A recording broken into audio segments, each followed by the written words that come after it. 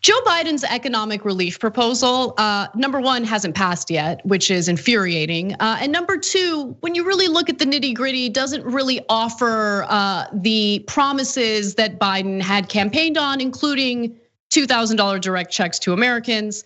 So there are already problems there. But those are legitimate concerns that honest actors like to talk about.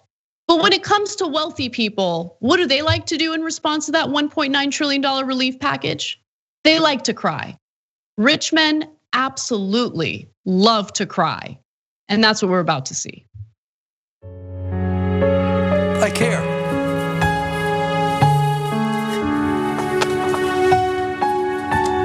That's it.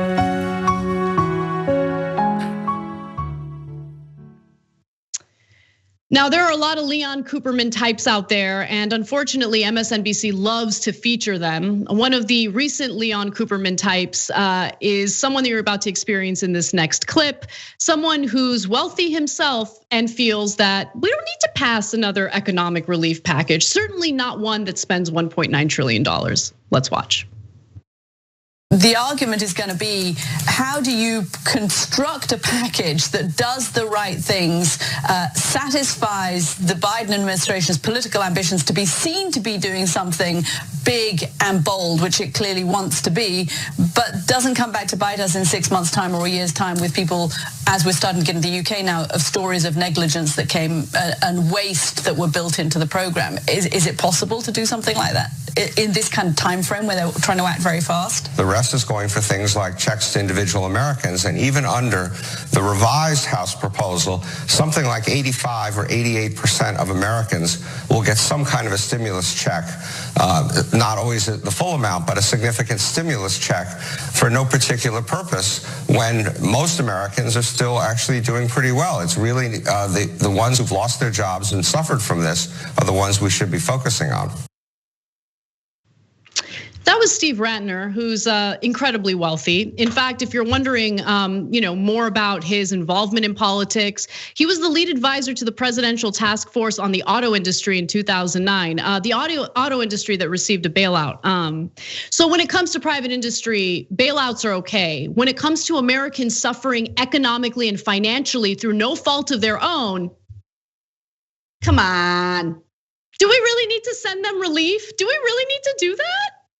I mean, it's just absolutely disgusting, absolutely like whining about government spending at a time of a true crisis because of a pandemic, something that people in America are suffering the consequences of, but have no ability to control because of our pathetic lawmakers. But Aida, don't let me sprinkle all the salt here. Please feel free to jump in. Do you see them crying about the spending on arms, on nuclear weapons, the spending on all of the funds that are misappropriated, the American people's funds that are misappropriated in the name of all the other foolishness that they spend the money on, right? Because we know the corporations run this country. We know that Uber ran a heavy campaign for a law this election cycle. We know that we see what the corporations are doing. They're not hiding anymore. They're just like, everybody is just coming out of the closet being who they are, saying, hey, we're tired of these yucky poor people, the working class. They're either gonna have to step it up or they gotta go down there with the poor people. We're creating this gap. We don't wanna be in proximity to those people. And we honestly don't care about those people because we've seen it during this pandemic. Yeah, we ran a nice healthy campaign for essential workers because they showed up with our groceries and our Uber Eats during the pandemic, but that's kind of weared off as well. And we don't put faces to the names of the 500,000 people who have lost their lives to this pandemic. I don't want to see these people anymore. I don't want to see them anymore. They are part of a group of people that are so disconnected with everybody who is on the ground working and surviving at this point that they shouldn't even have an opportunity to speak, because they're not fighting against the big man getting help. They're only fighting against the basic people. And you know what it is, Anna?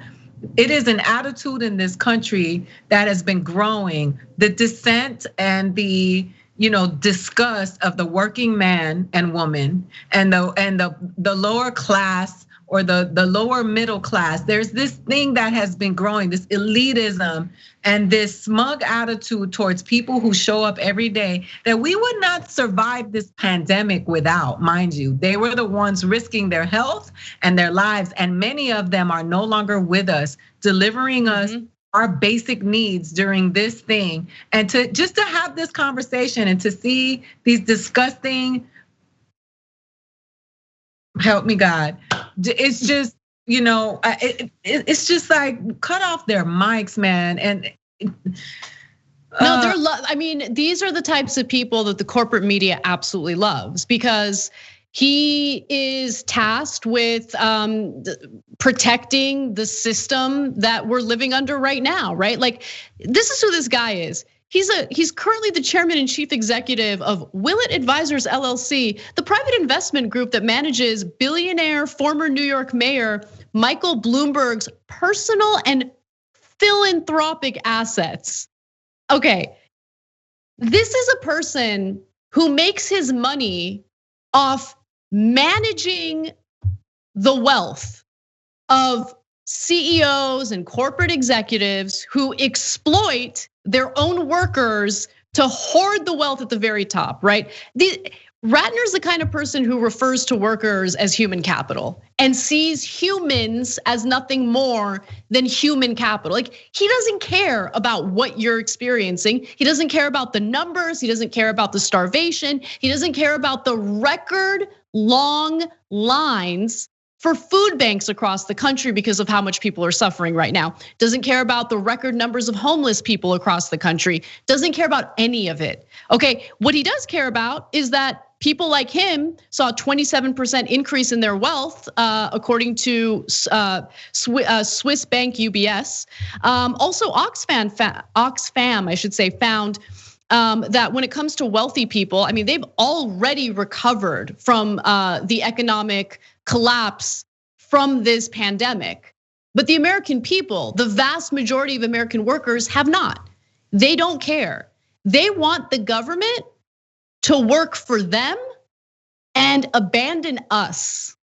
That's what he wants. So he's essentially saying, no, like, he's lying. Like, he knows that people have not recovered. He knows that people aren't doing really well, unless in his mind, the bubble of corporate executives he messes around with are representative. Like, he's in that bubble. He's so entrenched in that bubble that he doesn't realize what the reality of the country is. But I have a hard time believing it, because you go outside and you see it. You see the devastation, you see the poverty, you see the tent cities, you see the death, you see the destruction. He's not stupid.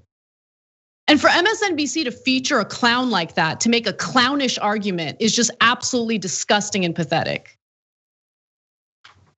Anyway. I mean, yeah, and no British accent with a no host with a British accent is gonna convince me that that was a smart conversation. That was a dumb conversation that shouldn't have happened.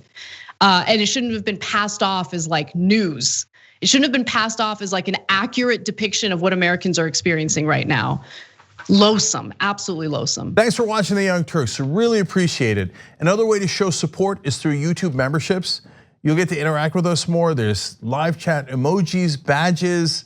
You've got emojis of me, Anna, John, JR. So those are super fun. But you also get playback of our exclusive member-only shows and specials right after they air. So all of that, all you gotta do is click that join button right underneath the video. Thank you.